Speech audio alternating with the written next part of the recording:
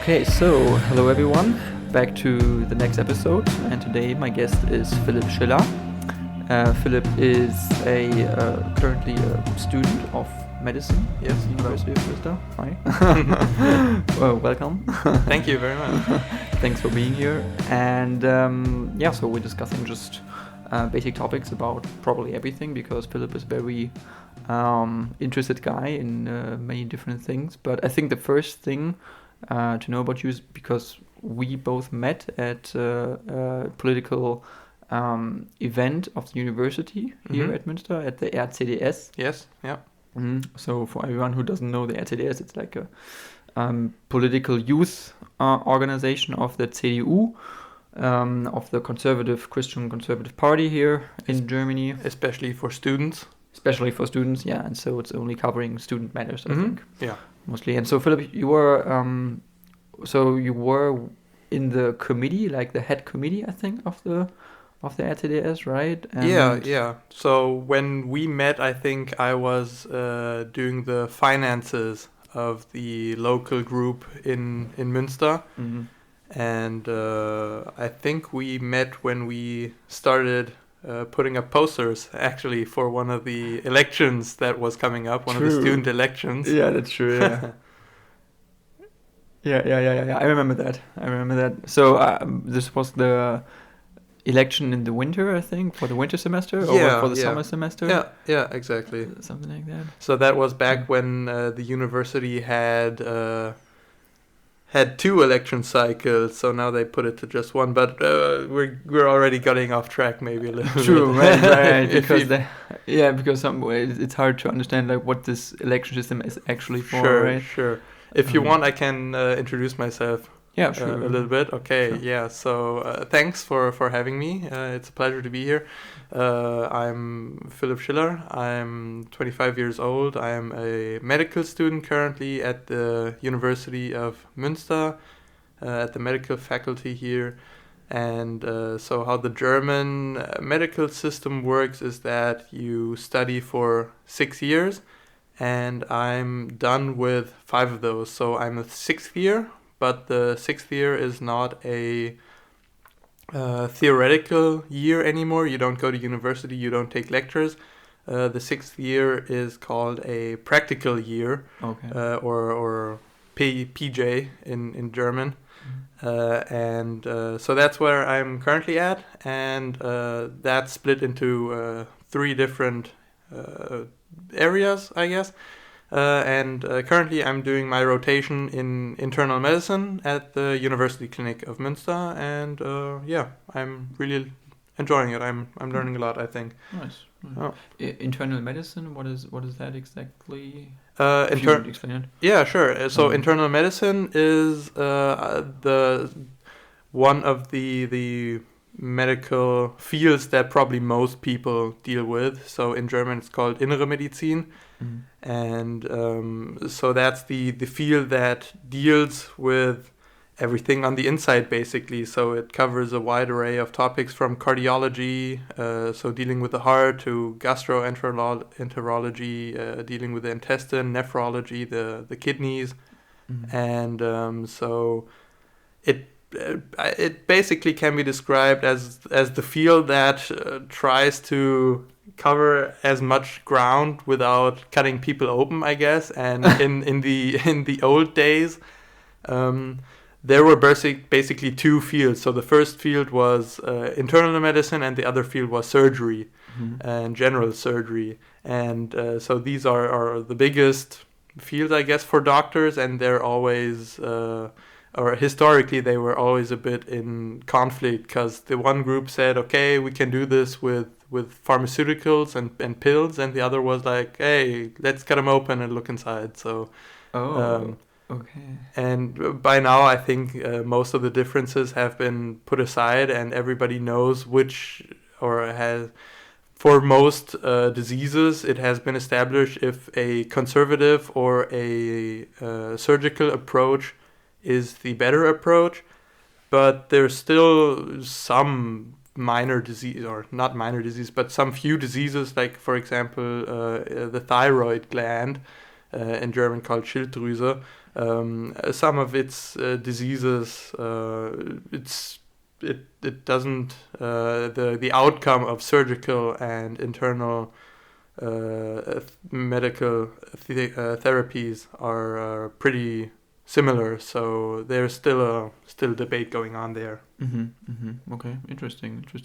And that is so that's the bigger field that you are currently working in right now. So this is like the practical field, I would say, probably. Yeah.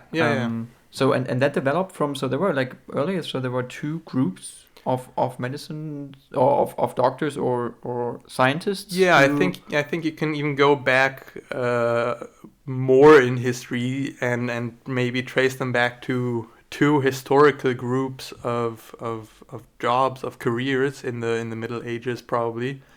So the one would traditionally be what in Germany would be known as the Bader, or the one who he was usually not as typically educated, I guess, is what you would call it. So he went from town to town, and it was more of an apprenticeship, and he pulled people's decaying teeth out and popped open warts and abscesses and stuff like that.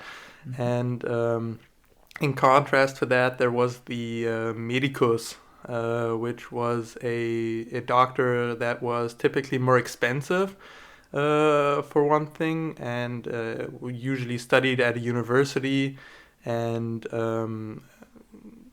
that was also the doctor that was mostly associated with the practice of bloodletting and leeches and trying to, and at the university at that time they had the theory of four fluids that had to be put into homeostasis. So there was blood, phlegm, Schleim in German, and then there was, I think, green bile and black bile, and the theory was that they all had to be put in harmony.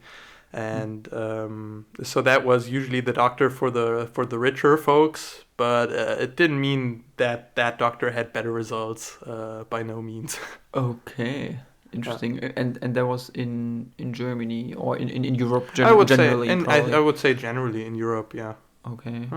And so then the Bader was somewhat like the hands-on doctor who would fix like the daily problems that people had. And exactly. And in a lot of different countries, it was also a long time into the modern world. I think even into the 18th, 19th century, that was also the doctor that would do the dental work, who also took care of the teeth, but he would also, Britain comes to mind, he would also take over barber work, so cut people's hairs. So it was really a hands-on kind of guy, and he would also perform amputations, and so a wide array of procedures, really. Okay, interesting. And you learn about that stuff at university in medicine, actually? Yeah. You have history classes about that? Yeah, we actually have history classes in medical school. Unfortunately, only one semester, and it's a lot of a rush to cover a lot of topics, since it's not only history, it's also history. So it's called the lecture on history, theories, and ethics in medicine. So it's a big package condensed into one lecture.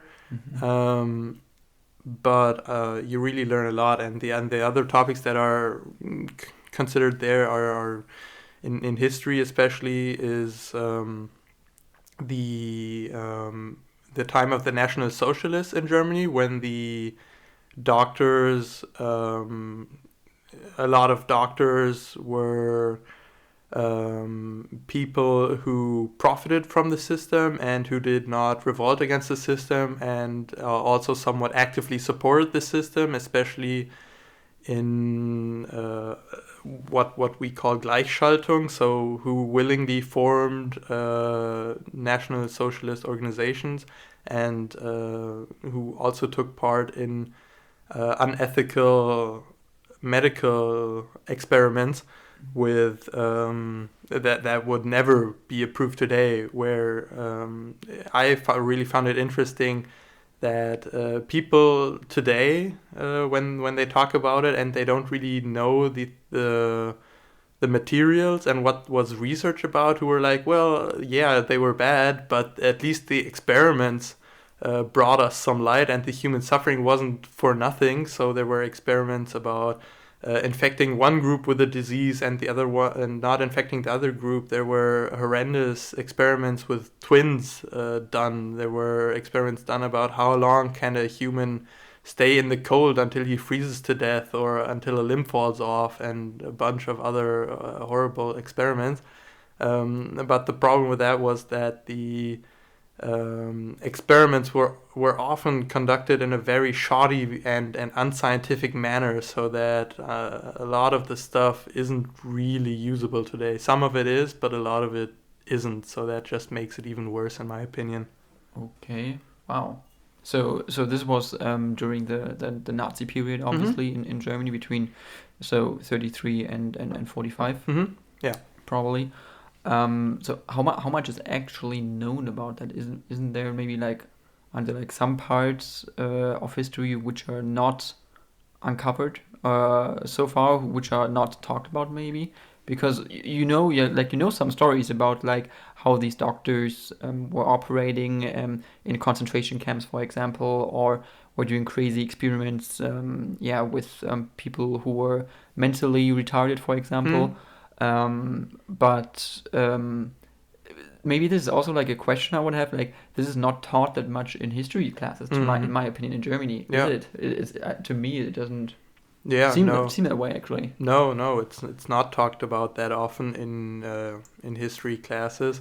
I'm glad that it's talked about in medical lectures and in the medical education, since I think it's important as a doctor to know the role that doctors played in that time, and how they were often complicit with what was done or actively supported it. But I think it could be taught more in schools, especially in schools. I also think that it's a difficult topic in schools, I think. For one thing, there's always so much more that can be taught. I think that it should be taught more, but there's probably a bunch of other stuff that people think that other people from other fields think that should be taught more. In my school, we didn't even make it past, I think, the 50s. So I think it's getting harder and harder for the history teachers to finish their stuff. But sorry, to the other question that you posed, how much is still unknown? I think the question with the unknown is you never know how much there's left to know. So I think there is still a lot of stuff that can be researched and uncovered, especially in local histories. I think there is still a lot of research to be done there. I think the bigger fish are somewhat well researched of doctors and people and institutions in that time, but probably a lot of the smaller fish are still unknown. Yeah, no, that's it's been a crazy time actually, and I think to me this is just my view on it, but I see that people, I'm not sure whether people really reflect this this part of history extensively in Germany. I mean, everybody somewhat knows about it and is conscious about it, but do we really I don't know get into that a lot, or are we kind of just we also want to forget about it a little bit maybe? Yeah, good question. I'm also already wondering if I'm the first one of your guests to talk about the period, or if it comes up every time. No, it's the And first if time. I'm like, okay, the Germans are making a podcast, Yeah. of course they have to talk about that. But for sure, I think a lot of people, what you hear, especially in schools, is we're doing it again. It's being taught again.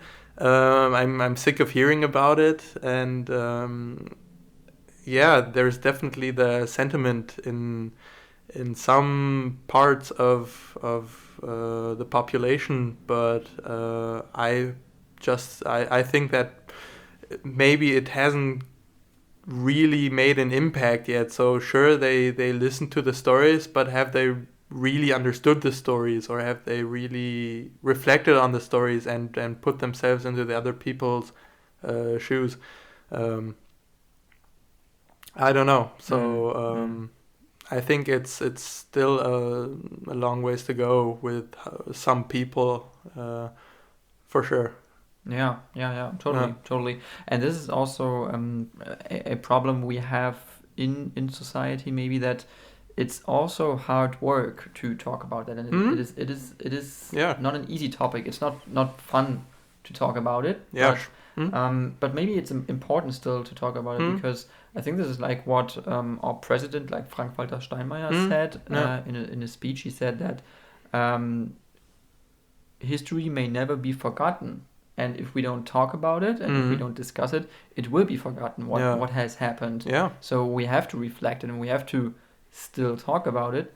But lots of people maybe don't really want to discuss it anymore, because it's like 50 years, 60 years, 70 years ago. You know, it's been such a long time, and there are other topics to deal with.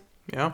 But then when you still like research lots of stuff, it's so horrible what has happened. It's so terrible when you think about it, and when you go to these sites, for example, where everywhere in the world, in Europe, where war crimes have happened and so on. It's so terrible what has happened, and you can't imagine when you read about it what people have been doing, what Germans also have been doing. But still like today, it's somewhat easier maybe sometimes to just move around these topics, kind of. To be like, no, I don't feel like talking about it now, or it's really a hard topic. Yeah. So, I think so too. Yeah. Especially, it's important to talk about it because there are still people around who have lived through that time period, but as you already said, it's a long time since then, so 70, 80, 90 years, and someday, as sad as it is, those people will be won't be around anymore to tell personal tales and personal reflections from that time. So it's even more important to gather reports and first-hand evidence and gather it all now and keep talking about it and keep reflecting on it, as you said. Exactly, totally. And it's also the job of schools and universities, I think, to do that, to do this work of education. And if they don't do it, who does it? Like who I mean, you have these things in movies still and in, I don't know, but when you really want to educate yourself about these topics,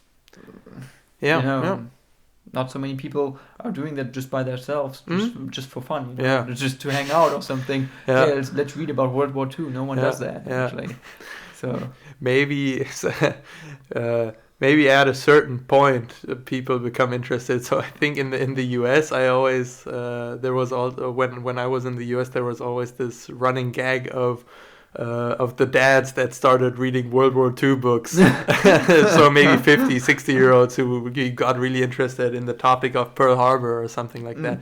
But definitely no, the majority is not going to pick up on it on itself, and even documentaries are watched by a small minority, I think. Yeah. even good ones. Yeah. And then there's so many terrible documentaries Yeah. that you don't want to watch. Yep. Yes. You're like, this is not true history. Probably this is like Hitler and aliens. Hitler and aliens. Was there? What was there really? Yeah. Does he still live on the moon or something? Wasn't there this movie about Hitler and his moon babies or something? Yes, Iron Sky. Iron Sky. And then there was actually a second, right? And then there was Iron Sky too. The first one about Nazis on the dark side of the moon, and the second one was about Nazis living at the core of the Earth, I think, and dinosaurs were still alive. I don't know. I didn't watch the second one. But, so you watched the first one? I watched the first one. Okay. At least a little bit. So in somewhere in the middle of my university studies, a couple of friends and I had a phase where we watched trashy films and obviously bad movies. Like Sharknado and that's a good one. and then of course Iron Sky was also on that list. Yeah, no, there's so many bad movies where you're like, oh, God, and then so you watched them, and then after watching them, you're like, why did I watch that movie? I could have done so much better and productive things at that time. Yeah, true. But so another thing. So you mentioned so you were in the US. You lived in the US, I think, for a couple months or a year. Yes. Actually. So I was actually born and raised in the US. Really? Yes. Oh. Yeah. I was born in Delaware. Oh. Okay. Because my parents were there for work reasons, and they lived there for a couple of years. Okay. And then in that time period, I was born, and so I lived there for 7 more years. We don't have any relatives in the U.S. And then after a while, we decided to go back to Germany.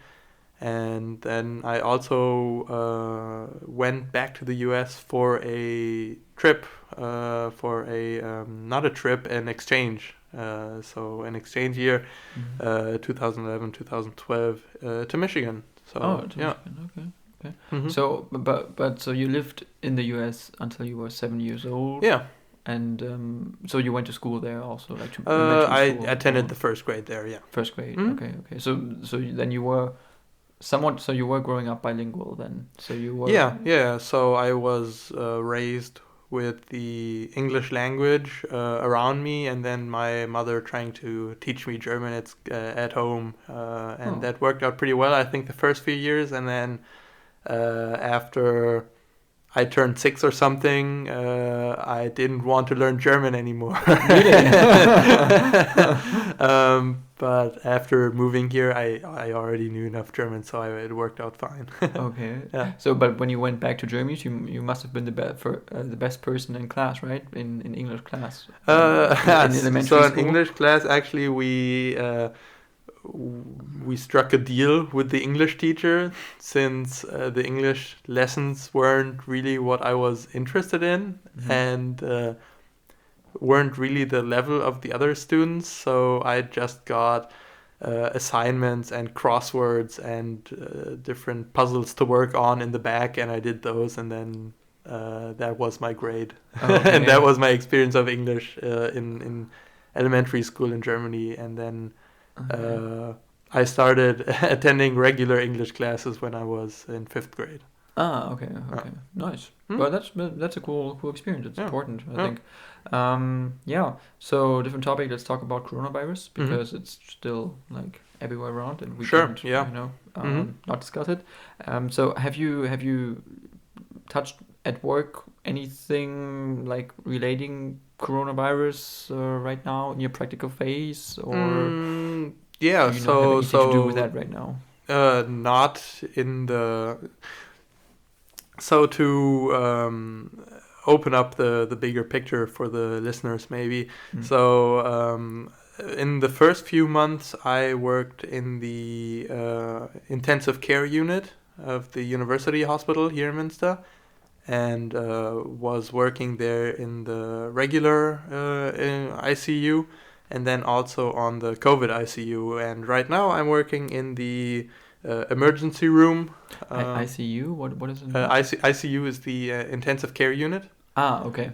And right now I'm working in the emergency room, ER for short. And so when I first went there, I thought that the risk of getting it there was probably higher than in the ICU, and I'll explain why in a moment. But so far I haven't had any COVID interactions in the emergency room so far. So I thought it would be higher in the emergency room than in the ICU, because people went in and out of there, and you don't know who came in, and you don't know if they have it or not. And just because of the sheer masses of people that come through there, and their unknown status, that it's I guess it still is. I would still say that it's more dangerous. But so far I've been lucky not to have any unknown or unprotected corona interactions. What makes working on the intensive care unit more protective and on the COVID ICU even more protected is, in my opinion, that the patients are intubated. Most of the patients are intubated, so they're on they have a tube going into their lungs and a machine that is breathing for them, which in consequence means that the air is only going through the tube into the lungs and then out of the lungs back into the machine. So there's no contact with the outer world. Then there's a good protection for the staff, so we don't go into COVID positive patients' rooms without wearing a gown, gloves, a FFP2 or a FFP3 mask even, and other personal protective equipment. FFP3 mask, is that more protective than an FFP2 mask to yourself? Or? Yes. So FFP2 is I think about 95% effective, and an FFP3 mask is above 99% effective. We usually only, so those were still somewhat rare. I don't know how rare they really are, but we only used them in special occasions, and that would be, for example, a patient that was intubated, but where you didn't want to leave the tubing going through the mouth much longer, because it can cause inflammation and other complications. So after a while, you cut open the trachea and so the windpipe directly, so that the tube is connected directly to your windpipe, and then nothing goes through your mouth anymore. And that's also the patients are in a deep relaxation the entire time, so they don't notice any of it. So they don't feel anything. They don't feel anything, yes. But of course, the first time you make that cut there is when there's a big connection between the lungs and the outer world. So, and then they breathe through that, or there's still a bit of air coming through that. So of course that's a risk. So that's when we would wear the FFP3 masks. Oh, because viruses could come out of so there was an obvious source of viral particles, and since we were all standing around the bed, it was somewhat likely that they might come near us. So that is when, especially, you want to make sure that your glasses are tight and sealed, and that you have a protective mask, because that's when you could really come into contact with the virus. Yeah. And the third reason why I don't think it's so that the risk in the COVID ICU, if managed properly, of course, this is not meant for every ICU. It's just because of the good organization, and I think the PPE, the protective equipment that we had there. The third factor, which is admittedly more of a thing of the university clinic, the patients would come to us when they were in a bad enough state that the admitting hospitals, so the smaller hospitals, couldn't handle or weren't able to handle the patients anymore. Mhm. So this was usually somewhat around day 10, 12, 14 of the infection. So this would also mean in studies it has been shown that the infectious the infections and the infection rate goes down. So patients aren't as infectious anymore at day 10, 12 than they are at day 5. So I think the peak is in the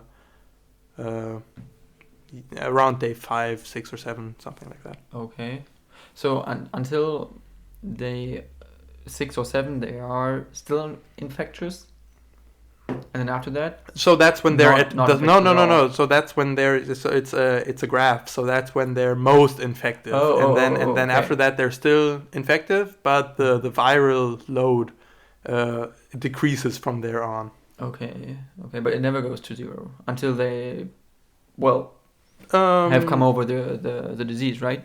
I mean, Yeah. So it depends actually. So some I think can get rid of the virus, but some people, if it's still recent enough, they might not have any symptoms anymore, but they might still have viruses, but it may be few enough that they aren't infectious anymore. So this is all part of a thing that they teach in medical school since day one, I think, is that especially in medicine, there's no black and white. There's a lot of gray, and there's a lot of, well, it depends, and not really, and somewhat in medicine. And so patients can still can still carry the viruses, but not enough to be infectious anymore. Okay. Is this also because you mentioned somewhat and sometimes hard to define maybe some diseases? Is that why there are so many also diverging opinions between virologists, for example, whether how to find the right strategy, how to deal with the coronavirus on a bigger scale in society actually? Yeah, I think so. Especially in the beginning, I think the opinion of experts on, I would probably say, any matter, when something is first very new, the opinions diverge in a large way. And since there's not that much known, and the one research points in that direction, and another piece of research points in that direction, and I think what people that don't have a lot to do with natural sciences often may be led to believe is that if something is published and researched, that it's a clear-cut case for that direction. So, and I think that's also purported by the media in some sense when they report on a study and they say a new study shows that chocolate is good for you, and that coffee is good, and that eggs might be bad again. So in research, and especially in medical research, there's a lot of different pieces of research, and then you have to see in which direction the trend goes, and then that's a way you have to try and navigate the fog of the unknown, sciences, and then. So is it hard to have a diverging opinion somewhat when you for example when you work on a paper and then you're trying to talk about a certain subject, and then when your opinion completely diverges from any other, like from the majority opinion, is it then? So then it would be not in your interest, and then you would try to direct more towards like the major opinion, or is it? No. So is it like being afraid of controversy? No, maybe, no. I don't think that science and research is afraid of controversies. Okay. I don't think so.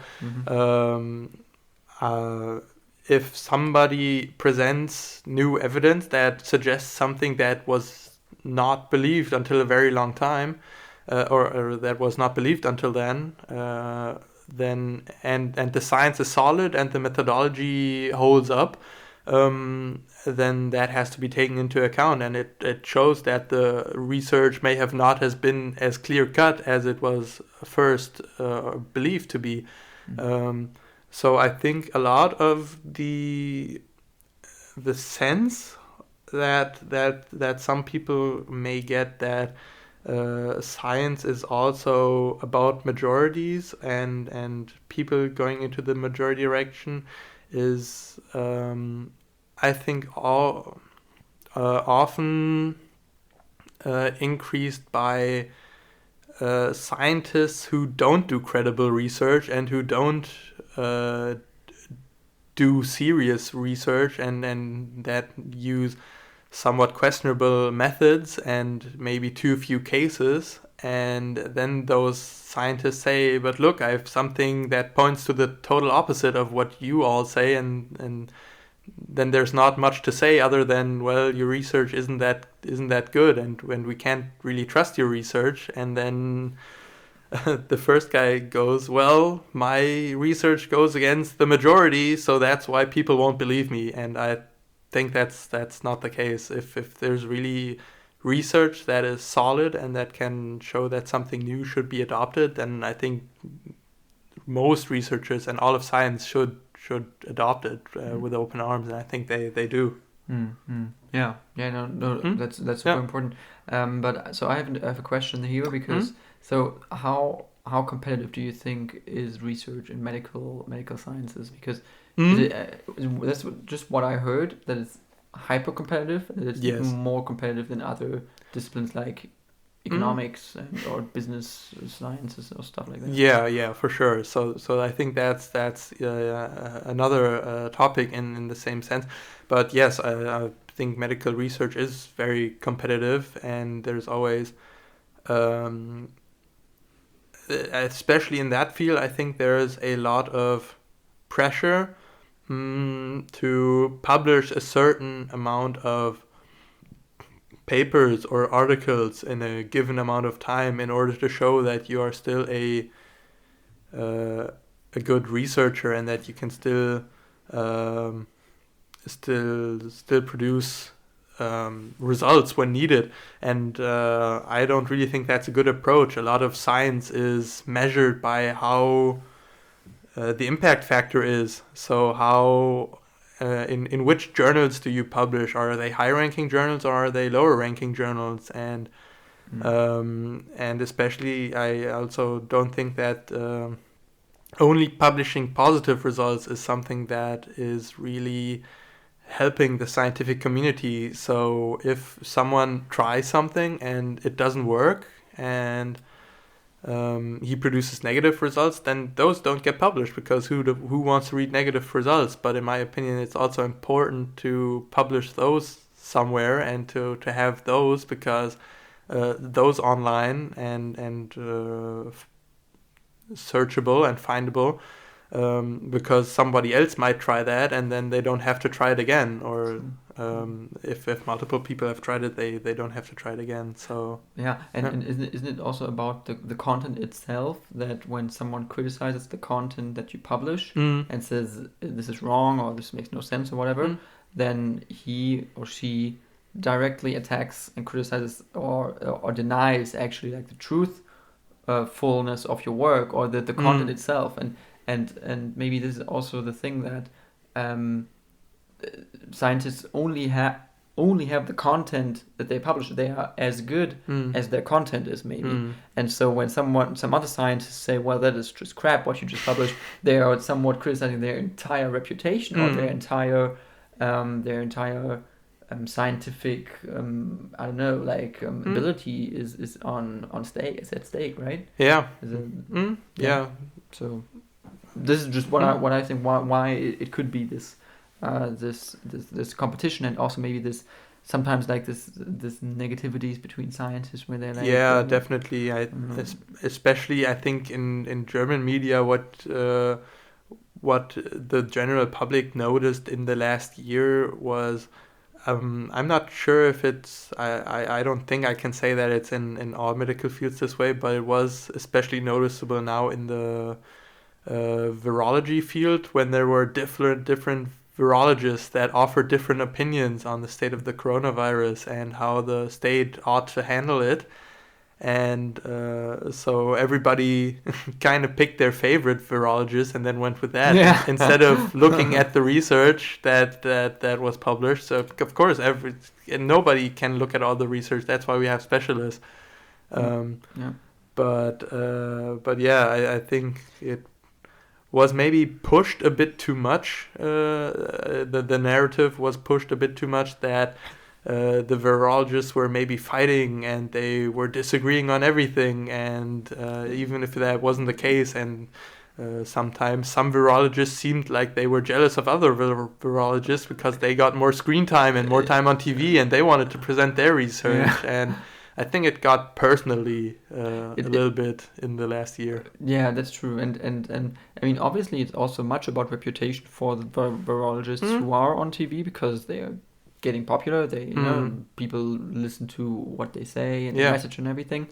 But isn't it, to me, this is also like, it's a little bit unfair to measure virologists like Christian Drosten, for example, who's like the most popular one in Germany probably, and one of the leading ones scientifically. But he's criticized publicly so broadly about things when things might be wrong or might not work very well or so, where I'm like, this is one person, you can't like blame it on one person, whether a political strategy about trying to slow down the coronavirus in Germany is working out or not. He is not responsible for that, and also he's working in a special field. He's probably also working like a very tiny niche of virology probably, and so why are people so angry about a person who's just giving advice to the government? And what I'm saying is that he is measured so broadly for like everything that is happening. He's being blamed because they're like, he's the super scientist who must know how to deal with this issue, but no one was prepared for that, and you can't blame that on one person. Yeah, for sure. He has personified a lot of things for a lot of people, and I think he was built up very early as this leading figure, and he has got it all figured out. And then if maybe some things didn't work out as he predicted, of course there are a lot of things are only predictions, and scientists also get it wrong. Then people were disappointed, and they were like, oh, maybe this guy doesn't know, and he doesn't know everything. And then if the results of governmental policies hurt them, or if the coronavirus affected them in one way or the other, then they had him, and then they were like, this guy's he's at fault that this is happening to me. And he was a good personification of that, I think. So I don't know why exactly. I think because of his presence in the media at the very beginning. I think especially people like Lothar Wieler from the Robert Koch Institute, who's also a very important figure and also offers a lot of advice to the government. He's also very important, but I don't think he has gotten that kind of attention, or especially that kind of negative attention from media. Or isn't he also a veterinarian? I think he's not a virologist. Good question. I'm not entirely sure. Once about him in a Wikipedia article. Yeah, he's a veterinarian. I was like, why is it like, how is that possible to be like chief of the I don't know, but I'm not sure. Maybe that's not true. But I think that's what I read. Fact check that, guys. Yeah. I'm gonna fact check it later. That's gonna happen. No, but I wanted to talk about that, like the thing with Christian Drosten, this issue, but also like the same thing happens to Anthony Fauci in the US, I think, because he's also like the leading figure there.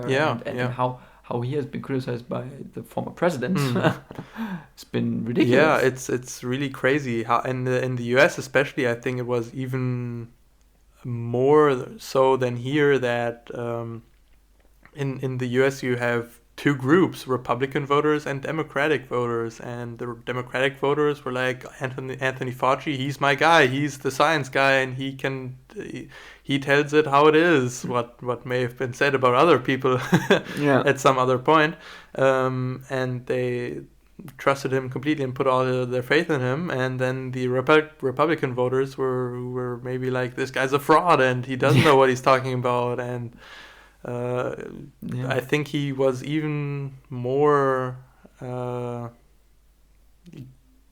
there was even more controversy about him than about Christian Drosten, because there's not that much of a political divide in Germany yet. I don't know, maybe, but at the moment, definitely not at levels like in the US, in my opinion. Yeah, true. But so this is also like what I didn't understand is that to me, Anthony Fauci wasn't, or this is just what I like saw, is that he wasn't criticized so intensely for his content or for things he said, but rather how Donald Trump was actually fighting him and fighting what he said, and this is what I only heard about Anthony Fauci. I didn't actually hear much about his strategy to beat coronavirus or so, other than like wear a mask and keep the distance or whatever. But so this is what I picked up, and most importantly, what has evolved, I think, was this rivalry between, okay, so who's interpreting this epidemic better, and who's actually the boss? Is it the government, in this example, the US president, or is it the Anthony Fauci guy, the virologist, the expert? So there was also like a fight of interpretation of this crisis, maybe a little bit, and which side wins, and this is critical, because how science was already or how science was pushed into this political role there, maybe a little bit, right? I mean, this is to me what I is something that science usually never wants to be is politicized, because it's always about finding the truth and finding the facts, and not about two different ways where one might be true and the other might also be true. So it was a very bad development in my opinion, and something that wasn't really to the better development of the sentiment in the US. I totally agree, and I really hope that it's going to be better with the Biden administration, but who knows? Who knows? I'm not sure. Talked a lot about unity. That is what he talked about mostly, right? That want to unite the country, and I don't know what he said, like I'm against the trenches and the try to be the president for everyone, bring us together. Exactly, brings together, and America is back. And then I'm like, when I listen to him, I'm like, I mean, he seems like a nice guy, but he also seems like, I mean, he is old, and he seems somewhat, well, like, I don't know if he's the one who has like this energy and the force and the enthusiasm to actually move something. To me, this is, I don't know, he seems a little bit slow at times. I can get that. I can get where that comes from. I think that it's good that he has gotten himself a good and especially in age and different origins, diverse team of different chief of different departments, and I think that's really gonna be something that brings this his government forward. What I thought was really interesting, something I listened to today, was about the giant bill, the giant stimulus bill that they're going to try and get through Congress, Yeah. the giant relief bill, that Republicans were hoping on Biden to be able to haggle him down, since he talked so much about unity. The Biden administration started talking about, okay, so our bill is probably going to be $1.9 billion.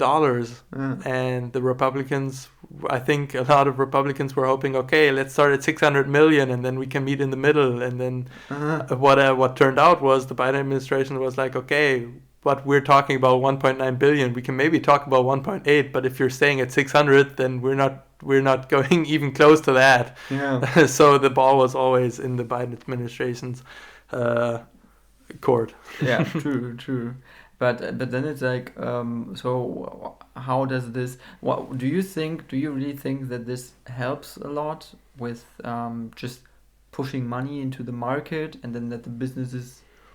I mean that it helps the economy that in this good way, because I don't know. I mean, nobody is talking much about how bad the economy is doing right now, but it's not doing well. I think not in the US and not in Germany, and especially like the small businesses have big problems, and so I'm wondering, like, so they're putting out these huge amounts of money, billions of dollars, but they just print the money, or where does it come from? Like how do they have it, and where does it go? And is this like coming out of nowhere? It's like, there you go, and now we have economy again, and now it works, or what? Good question. So I think that's the question for economists to answer, where the money comes from, so where everybody in the world takes their debt on. I don't actually know, but I actually think, especially in the US, I think it makes sense for it to be for the relief bill to be this big, because nobody should aim for it to be too small.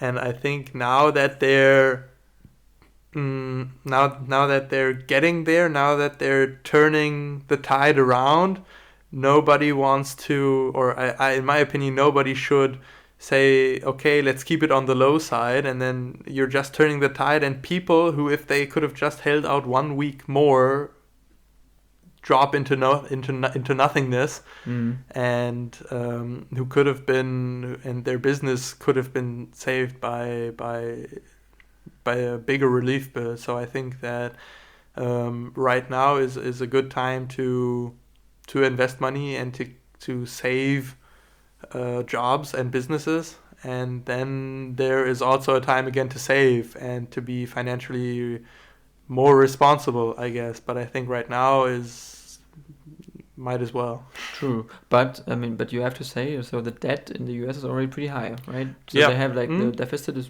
really high, and they have, I don't know, over 100% of the gross domestic product is already debt, like over 100%. And in Germany we had like 60 or 70 or so, I think.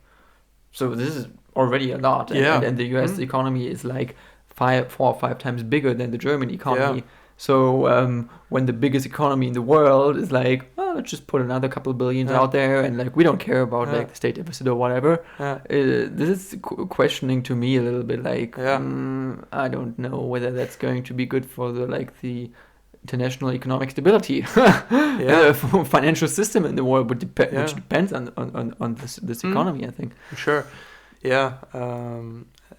definitely. I also think it's especially interesting that no matter who's in power, everybody it keeps on piling on. I don't think there's a lot of periods in the US where they actually remove some debt. I think under Obama maybe a little bit, but other than that, I think it just kept on rising.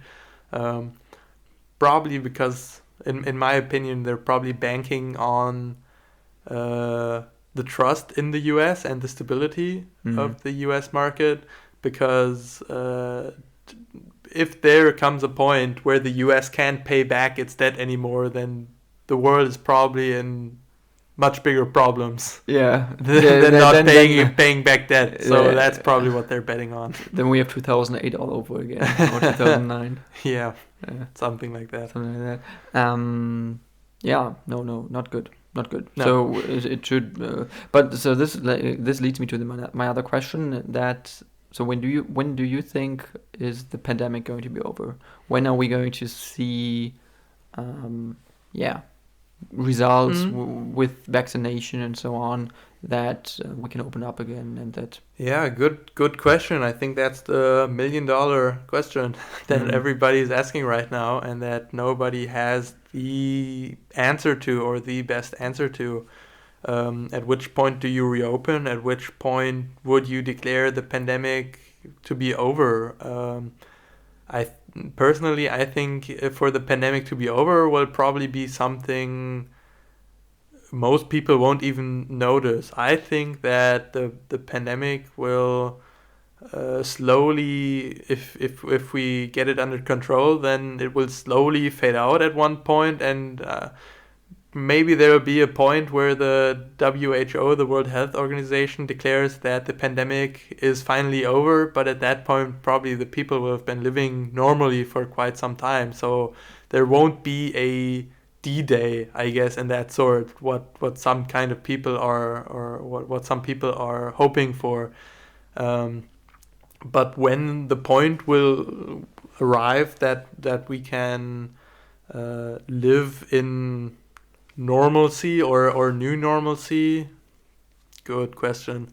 I think we have to try and manage to achieve herd immunity so that enough people are vaccinated. I think that's the leading idea right now of how to get this pandemic to a stop.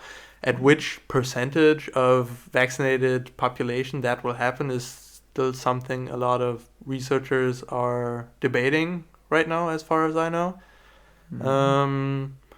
But that's probably when we will see this pandemic coming to a halt. It might already be that we see it coming to a halt when enough older people are vaccinated, that maybe the interest goes down a bit because not as much people are dying from it, and the death rate goes down because the older group has already been vaccinated thoroughly enough.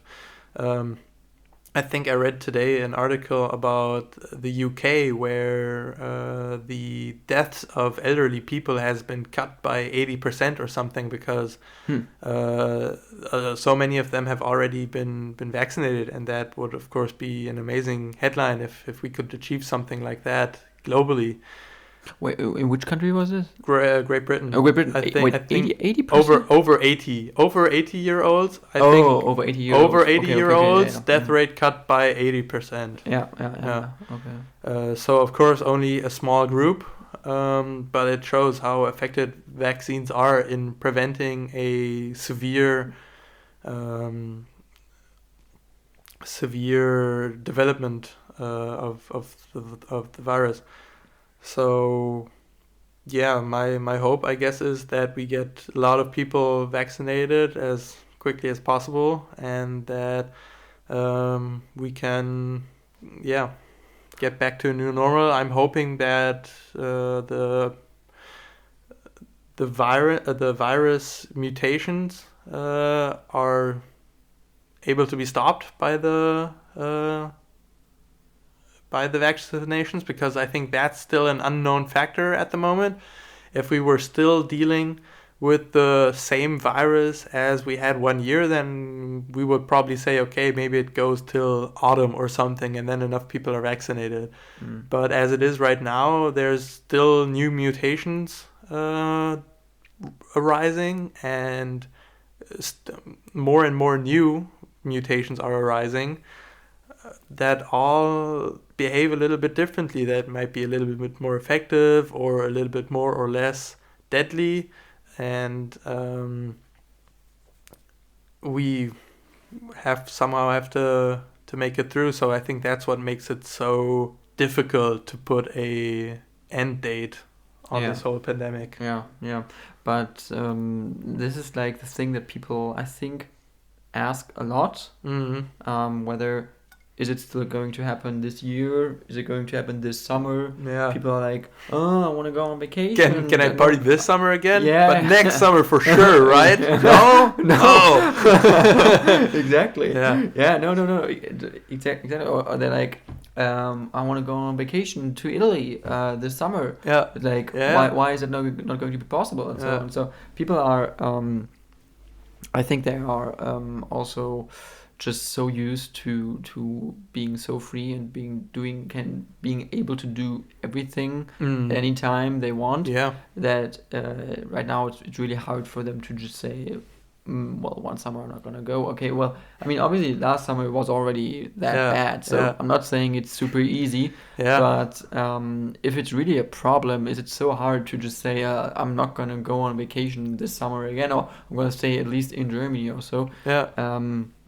This is something to me where I'm like, I mean, this is, you know, a thing you can do when like the country is, being just in a very, very huge crisis. Yes, So, I absolutely agree. But I also understand that it's a difficult thing for people to keep the morale up, especially for people in jobs that can't work right now. So that's probably one of the things that we should get up and running as soon as we can, and as soon as we can do that as risk-free as possible, that people, or that most of the people can work again, and that's the most existential thoughts and problems are solved. And then once people get comfortable with that, then they might say, okay, another vacation that we might spend somewhere else, sure, fine, but at least I can go back to work, and there's a new routine and a new normal. And that I think a lot of people are sick of staying at home the entire time, and I can totally understand that. And I think I'm only handling this as well as I am because I'm still, I guess, lucky enough to be able to go to work and have another place to go to other than home. And if I would just have to stay at home, I think my mental state might be a little worse. yeah, exactly. But so are you, because this is maybe also a question which is interesting, are you on the side of the people who say, I want a complete, we have this German politician, he's called Karl Lauterbach, who's just really, really strict, and who says that I want things to be closed again. I want things to be as shut down, or like the shutdown to be as big as possible, to avoid any risks for the society. So are you leaning towards that direction, or are you more like leaning more towards like the other people who say the biggest possible shutdown is really unhealthy for the economy, it's unhealthy for the businesses, it's unhealthy for small business owners, kids who can't go to school, or are you somewhat like in the middle, like between those? Yeah, I think I'm somewhat split between the middle a little bit. I think it's important to have plans to reopen, and for people to be able to gain hope again that things will go back to normal, because I think the worst thing probably is to let the people wait every 2 weeks, and then you say, okay, we'll decide again in 2 weeks, and then decide again in 2 weeks, was probably worse than just saying, okay, lockdown for 3 months, even though that's it sounds much harsher. But I think being able to plan with something and not getting your hopes up again and then having those smashed, I think is really bad for morale. On the other hand, I totally understand, and I also agree that we have to keep the numbers as low as possible, because, and that's what I'm somewhat thankful to Lauterbach for, to have a strict voice in government, in government parties, Because if the numbers are high again, or if they get high, if they climb, then the first people that have to suffer the consequences are the doctors and the medical workers and the healthcare workers, who have to pick up the slack, I guess, because some people, because other people wanted to party or to have a big gathering and go to a festival or something, and then a lot of people are infected, and then the intensive care units fill up again, and the healthcare system gets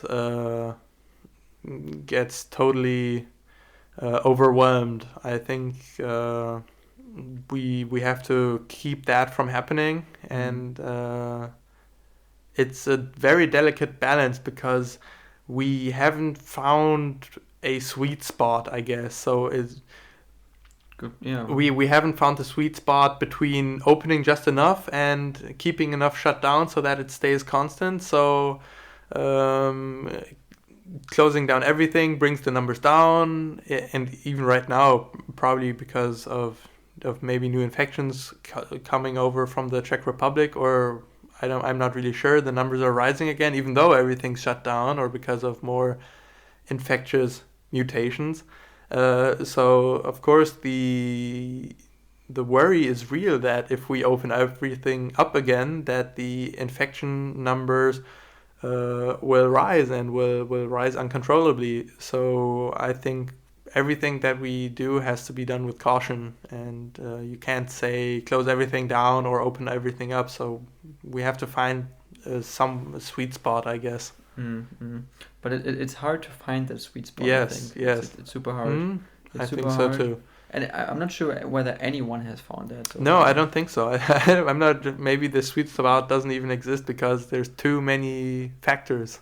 And in a laboratory setting, you could probably find one, but in a setting as big as a state, very, very difficult. So. Yeah. So a friend of mine, he said that actually what he thinks is that if everyone would just stay home for 2 weeks in the whole world. Then the pandemic would be over, because then isolated by themselves or whatever, then the pandemic would be over, because you can just go out and just infect other people also. So this would be, I mean, this is a polemic example, but he has a point there that it lacks discipline of people. Yeah. So in a way, yes, but I think the problem is also multifaceted, because some people can't stay home because they have to keep shopping, or of course you have to keep the shops open. So having everybody buy something for 2 weeks is very difficult, or not really probable. And who's going to take care of the elderly people, and who's going to take care of the handicapped people and everybody who can't take care of themselves? Who's going to keep the power running, and who's going to take care of the waste and everything that keeps the day-to-day running, I guess, or is something that can't really be just shut off for 2 weeks. But absolutely. I think it's probably these, as Jens Spahn has also said, and then behave differently. I think it's these gatherings at home of 4, 5, 6, 7, 8 people who meet, and then I think those can really be uncontrollable. Yep, and also that people maybe go always like 20-30% over the allowed thing. So then there's like the one person actually allowed to visit your house. Okay, then it's going to be 2 people probably visiting many houses and many apartments or so. So people are always driving a little bit faster than they're allowed. So, that's a good point. This is. Then people are allowed. Then you're like 11 or 12. That's okay. We're close enough. But this is how people act in daily life. And I forgot what I wanted to say something else actually. But well, anyways, this is right now the pandemic. We are still in the midst of the pandemic. So this is the thing. Like we don't see an exit so far. We have the vaccine, but we're not sure whether this is going to help us short term. We don't know whether we're going to have enough vaccine within the next 1 or 2 or 3 months.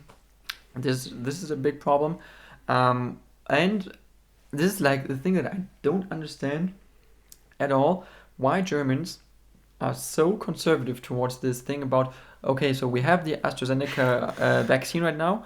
We have 200,000 doses or so of them just somewhere because people are not taking them. So many people are not taking them because they're like, nah, I heard it's not that good, and I heard it's not that, not that valid. It's not perfect. I want the better one. Yeah. I don't want a good one. I want the best one. Exactly. But the thing is, it's not even better than.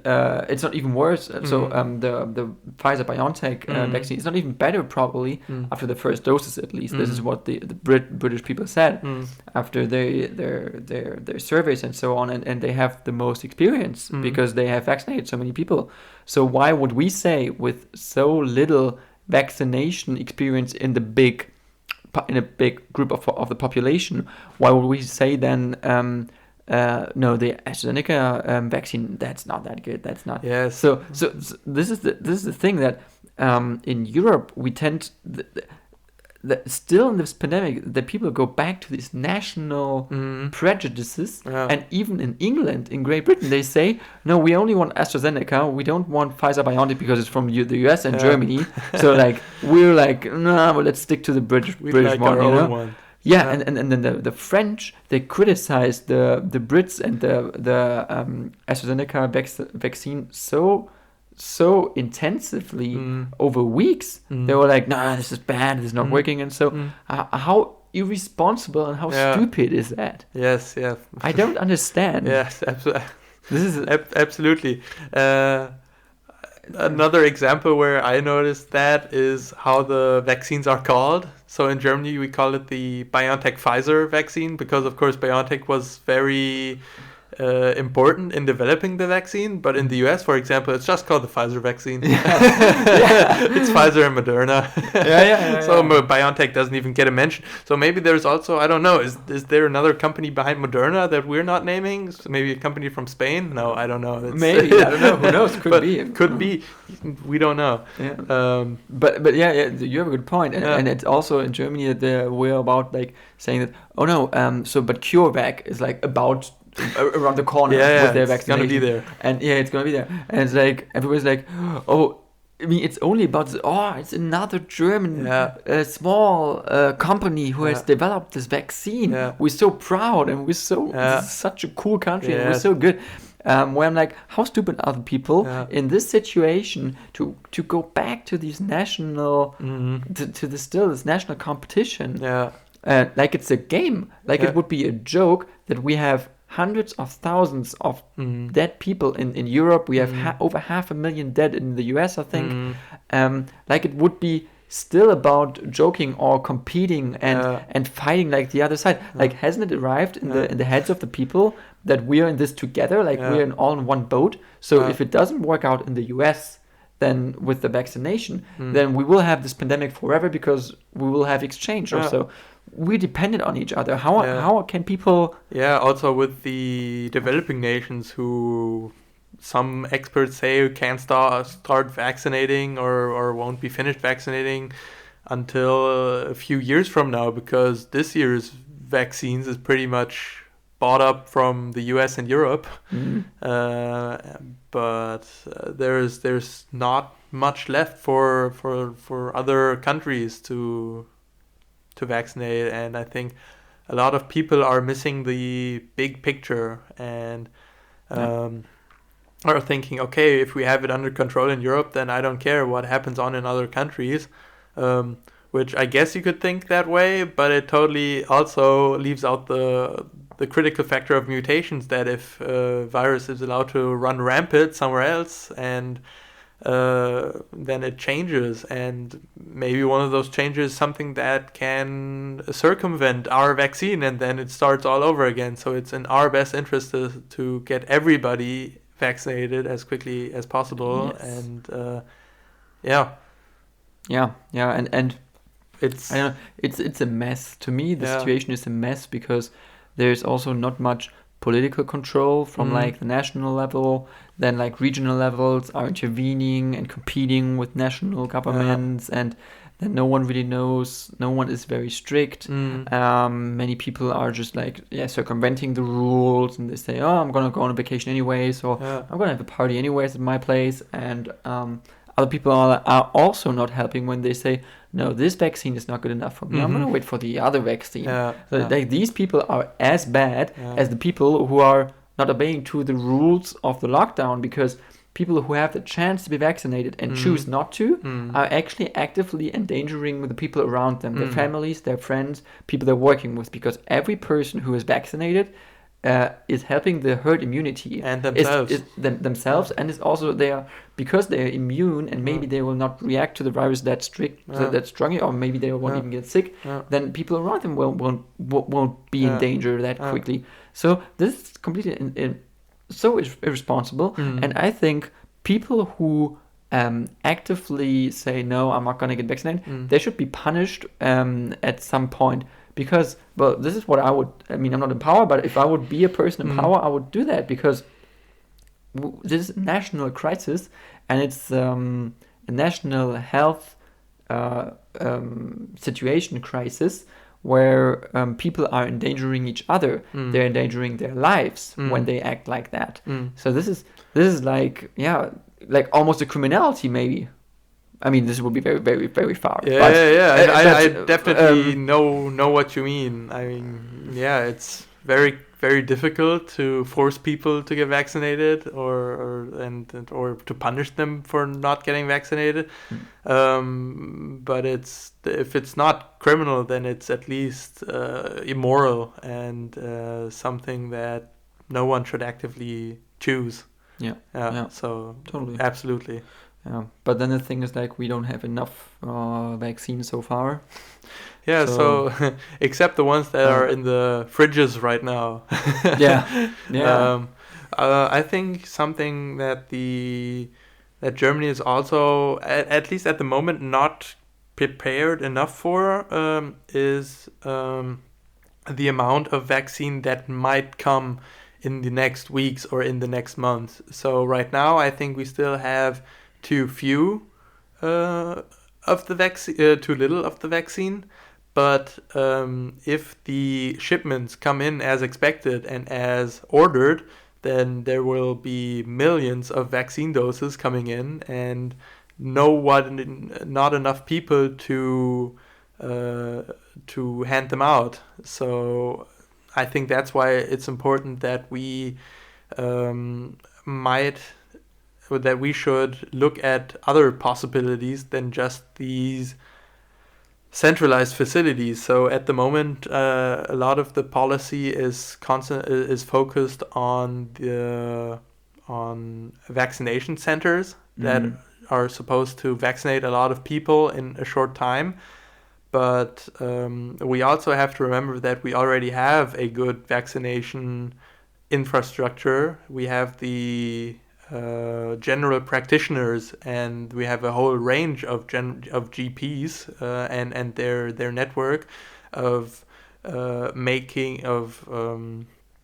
finding dates and then administering the vaccine, and we have to also include them in the strategy if we want to be quick enough. Considering that, but we also should consider having these centers work with either bigger or with make these centers bigger, or have them work with more people, or have them work longer hours, so that young people can also get vaccinated at 11 p.m. maybe, or at midnight or something, and that we shouldn't regress to the German bureaucracy that says, okay, we vaccinate from 9 to 5 or 8 to 4, and after that we're done for the day, and we don't vaccinate on weekends. Exactly. I think we have to just keep doing it around the clock, and because it's just a massive amount of of vaccines that have to be administered. Yeah, totally.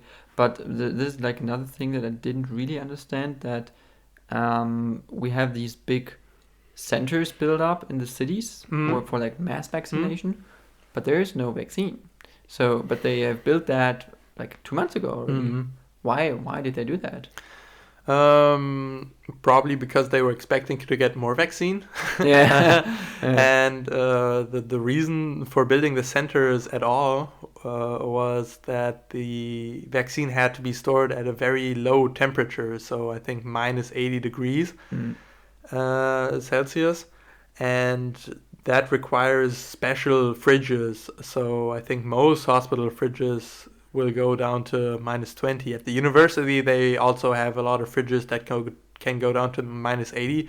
But typically in a normal doctor's office, you won't find a fridge that goes that low. Okay.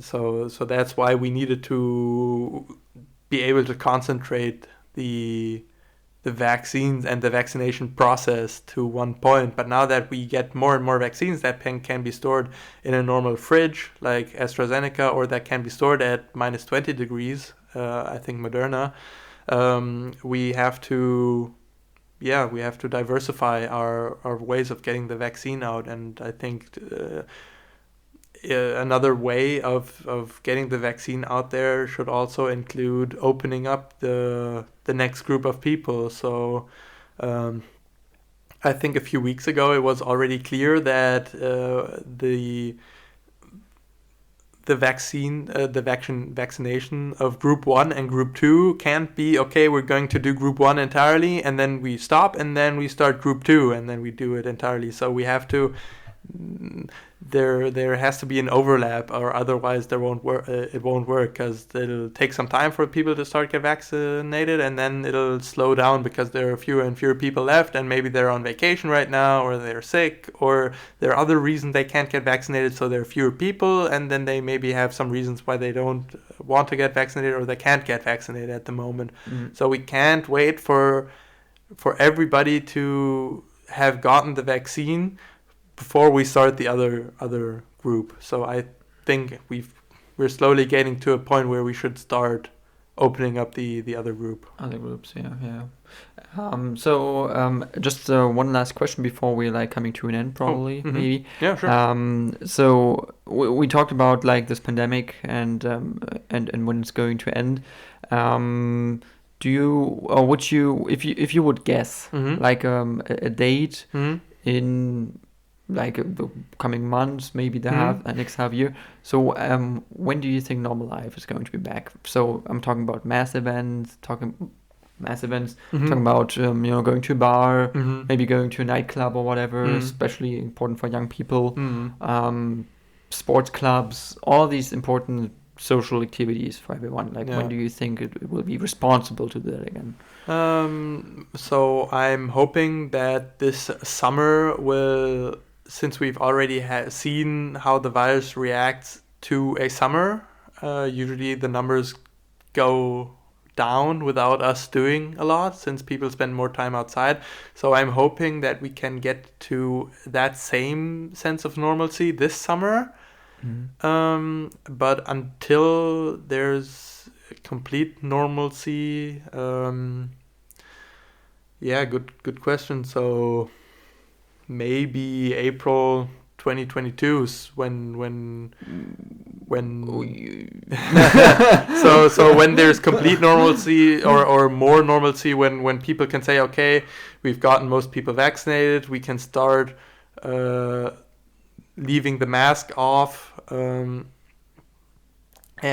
we can start going back to festivals.